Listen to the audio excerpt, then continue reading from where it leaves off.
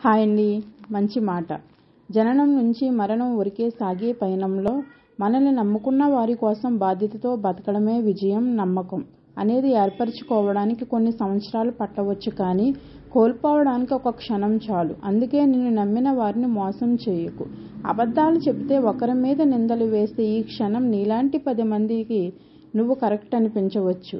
కానీ కాలం వ్యతిరేకంగా మారే రోజు వస్తుంది. ఆ రోజు నువ్వు వందలాది మందిలో దోషిగా నిలబడాల్సిందే. చేసే ప్రతి పాపం అప్పులాంటిదే. ఏదో రోజు వడ్డీతో సహా తీర్చాల్సిందే. చేసే ప్రతి పుణ్యం పొదుపు ఖాతాలో వేసినట్టే. ఆపద సమయంలో ఆదుకుంటుంది. ఎవరు ఎదుటివారి నాశనాన్ని కోరుకుంటారో వారికి కూడా అటువంటి నాశనమే జరుగుతుంది.